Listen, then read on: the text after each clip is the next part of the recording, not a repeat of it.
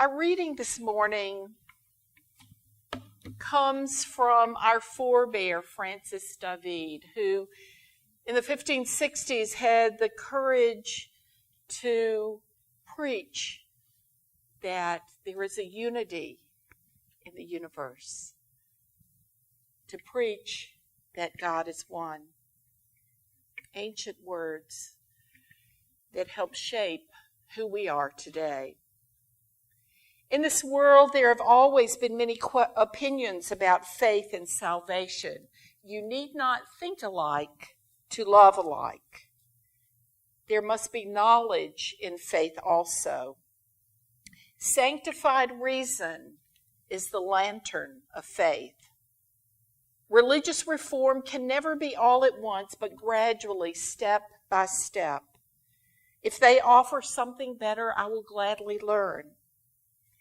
The most important spiritual function is conscience, the source of all spiritual joy and happiness. Conscience will never be quieted by anything less than truth and justice. We must accept God's truth in this lifetime. Salvation must be accomplished here on earth. God is indivisible. Eja az Isten. God is one. In our daily lives, we don't often think about the power of our words. We say things and a moment later forget them, or at least I do. Words can help and heal, or they can demolish and hurt. Perhaps some of the most powerful words in our lives, in our culture, are connected with faith, religion, spirituality. Even those words are complex in our day. Every Sunday I wake up and think, who am I to speak words to people who have so much to teach me, when I always need more hours, more thinking, more rewriting? Because I know the words that I speak will be heard in as many ways as there are people in this room. The way we shape our services can be challenging, especially as I learn how much music, how much silence, and what concerns are part of public worship here. Words once uttered shape our thinking, our feelings, and our relationships with those who speak.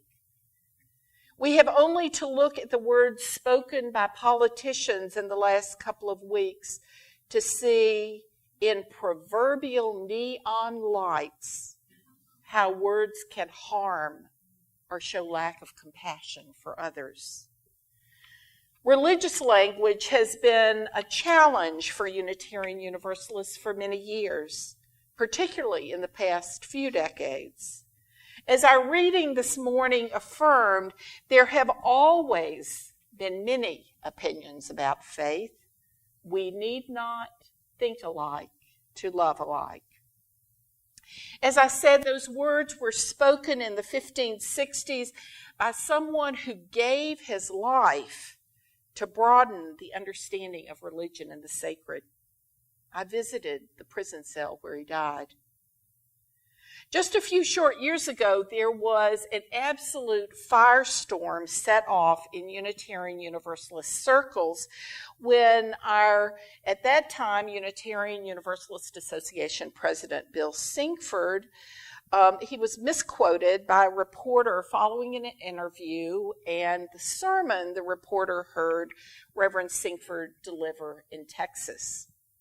During the sermon, Reverend Sinkford shared a very personal experience in which he, a humanist, struggled with how to cope when his son almost died. During that time, he had a deep religious experience. Reverend Sinkford went on in his sermon to say that since our principles and purposes do not contain traditional religious language, it would be good for all of us to revisit from time to time the deeper meaning of our faith and our individual beliefs. And he encouraged Unitarian Universalists to reflect on their own personal credo, the beliefs that give meaning to our lives. Well, Reverend Sinkford's urging for Unitarian Universalists to have a language of reverence, a phrase quoted from a humanist UU minister, was misquoted, saying that Reverend Sinkford wanted to rewrite the principles to include the word God. Shockwaves were heard all over the UU world. I remember clearly several members in my congregation in Georgia who, one, had not heard the sermon, and two, had not read Reverend Sinkford's explanation of the misquote, and who themselves had probably been misquoted in print numerous times. Those members almost had heart failure that Boston, in Georgia, it was like, Boston is going to make us believe in God. So clearly, they're folks who are sensitive about using traditional religious language.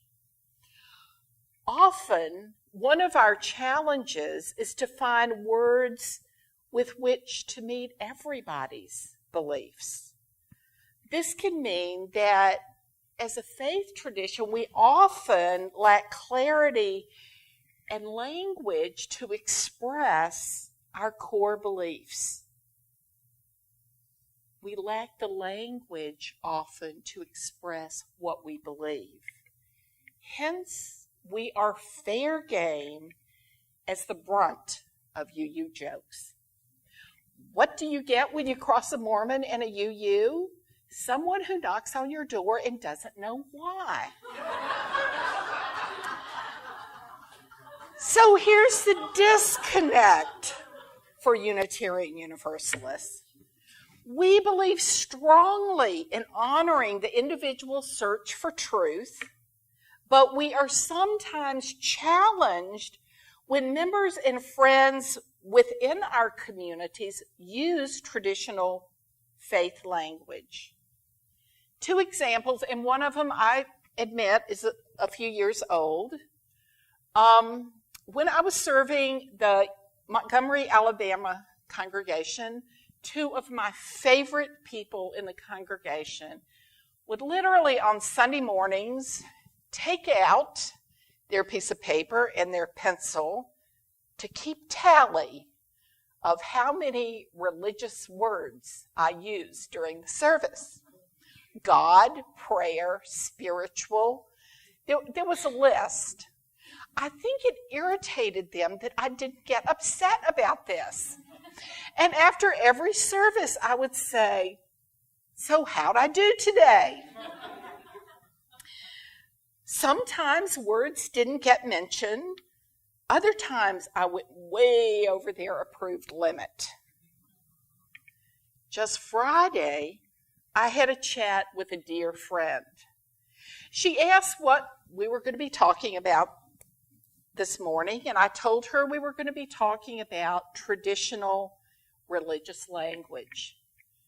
My sweet friend, who is very mild, said, "I don't understand why we have to use that word spiritual.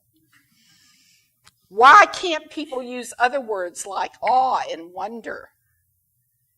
Clearly, spiritual is one of her words, and I had no idea.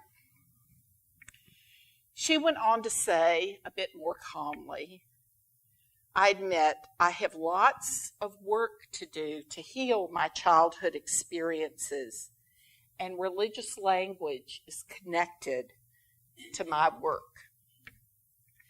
I imagine I could go around the room this morning and ask each of you what words are irritating or even painful for you to hear. Or what hymns or painful to sing. I'm working on that, y'all. Many of the words might be related to faith, to your faith of origin, to the misuse of faith, or even the word faith. In new member classes around the country, when spiritual odysseys are shared, inevitably part of the sharing involves relationships to traditions left behind, or parents who did not allow religious upbringing, or nations that did not allow religious freedom. And there are times when we Unitarian Universalists can be both dogmatic and fundamentalist about our rejection of certain religious language and faith traditions as a whole, because we consider ourselves more enlightened than they are. As a faith tradition, a religious tradition, we too often spend our time reacting to language and beliefs of other traditions than we do working on our inner work to understand what we actually believe. We focus on what we don't believe rather than on what we do believe. The reality is that as Southern UUs, we need to understand traditional religious language to be able to build bridges between people who perhaps believe differently than we do. And quite frankly, I refuse to allow the religious right to define and shape words that are meaningful to me. And if we let go of the baggage, speak to profound truths. And I don't want our congregations to become exclusive by our lack of openness to those for whom traditional language has meaning and who claim Jesus as their moral and ethical teacher. Perhaps then we need new images and metaphors to help us make peace with our response to and use of religious language. The metaphor that has meaning for me was used by the Reverend Forrest Church, the cathedral of the world. Church used this image to explain how Unitarian Universalists understand the variety of human experiences of the ultimate. In the cathedral of the world are many windows which provide a person or a group a perspective on the whole of reality. A Jewish window, a Buddhist, a humanist, a Christian, a pagan. The windows are wondrous in their diversity. No one religion, and no one view out their window can even begin to see and comprehend the whole of what lies outside our vision and knowledge. There is no judgment of what viewpoint is best, but an honoring of all perspectives. It is for us, as we explore our beliefs, to find a place to rest within the cathedral that is comfortable for us and gives us a place to experience the sacred. And as we find our place, we know that all those around us may be looking through other windows at a world more wide, vast, and mysterious than we can comprehend. At this fellowship, we found a spiritual home, and we commit ourselves to our continued growth in understanding and vision. We found a window through which we can see reality. And because we are part of this community, we need to find some way that is most meaningful for us to answer the questions that emerge in our hearts and minds. Language is one of the ways that we shape and embody our beliefs. Music and dance and the arts are also ways that we can express that which is most meaningful to us. But we always come back to our words eventually. How do we articulate to one another what feeds our souls? I'm grateful that our congregations are moving past our own thread of fundamentalism, with some communities focusing only on one aspect of UU belief. We who encourage interfaith work outside our communities sometimes unintentionally exclude those who wish to express their deep beliefs using religious language, or they become part of a UU community and remain closeted about their theological beliefs. Just as many of us felt at earlier periods in our lives when we were not ready to leave our faith of origin. So I invite us to open this congregation to allow broad and inclusive understandings of religion and of Unitarian Universalism. That is, in reality, the heart of Unitarian Universalism as honored in our third principle, which states acceptance of one another and encouragement to spiritual growth within our congregations. I see this acceptance happening as different groups within this fellowship explore diverse aspects of human thought, belief, and scientific discovery. This is the foundation of exploring not only intellectual understandings of life, but also our religious and spiritual understandings of faith.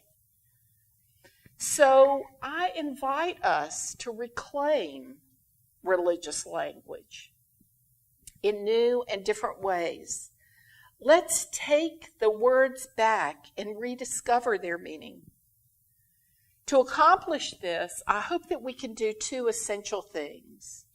First, we need to really listen to each other without judgment when we share what we believe. Because we come from so many different backgrounds and beliefs, it's important for us to share what the words really mean to us. Because words have very different meanings to people, we need to share with one another how we define a concept or word. Second, when we listen, we need to be fully present without in our minds running ahead to what we want to say next or to how we want to respond. And we need to share openly what we believe without the expectation that the other person believes the same thing. This kind of open communication and sharing allows us to become teachers for one another. By sharing, we learn what motivates and inspires others in our community. One of the reasons I chose our long first hymn was the varied images of God portrayed in the different verses. Every time I sing that hymn now, I stop and think about one of the last times I sang it. It was at the ordination of a member of my congregation in Glen Allen. Her story toward ordination is a long 35-year journey with much sadness, but a wonderful ending. At her ordination were clergy from many faith traditions because she's faculty at Union Seminary in Richmond, a Presbyterian theological school. I don't know how often she reminds people that John Calvin burned Unitarians at the stake, but, she's managed there. The universalism of that hymn, Bring Many Names, was a door to dialogue and deeper understanding at her ordination. After the service, I heard clergy from other faith traditions saying to each other, "Wow, Unitarian Universalists have great hymns. we also sang Spirit of Life. And these ministers were saying, we need to take those hymns back to our congregations. These ministers found in the midst of that ordination service a view into another window in the cathedral of the world, and they liked the view. We need to do that for each other as we share our personal beliefs. So after all this talking, I come with an invitation that we begin to look at traditional religious language and to unpack its meaning for us, winnowing the words away from television evangelists and rigid definitions. I ask that we sit with the words that feel uncomfortable, to find the place in our being where the discomfort originates. Is our discomfort connected to someone who told us we weren't good enough, or that God would punish us, or that we had to believe in a certain way or we would go to hell? Which, now that you're Unitarian Universalist, you don't have to worry about, since we don't believe in hell. You're safe. Therefore, rather than telling you this morning how to define the word God, I invite you in this coming week to think about, to write about, to talk about how you personally shape words to describe ultimate reality. How do you think about the concepts of God and of spirit? The great theologian Paul Tillich did that when he called God the ground of all being. My images of God have changed as I've learned and grown. A meditation experience in the North Carolina mountains when I felt I was merging with the trees so that I didn't know where I ended and the trees began, helped me see that which we call God to be the sacred unity of all. A colleague shared with several friends an experience during an African American service when the minister prayed, "O love that will not let me go." I use that often now because it touched something deep in my core that I knew to be true. I think of God as Ishq Allah Mabud Lelah, and I repeat it over and over. It means God is love, lover, and beloved. There is nothing outside. I think of God as the transliteration of the first word in the Aramaic of the Lord's Prayer, Abun, meaning, O birther, mother, father of the cosmos. Mystery, that's another word for me.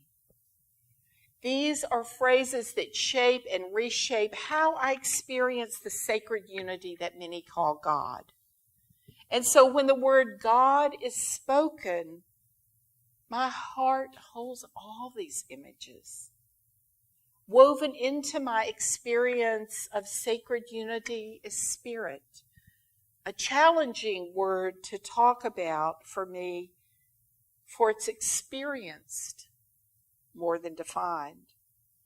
Spirit defines so much of what is essential in our lives that we can't see but surely exists.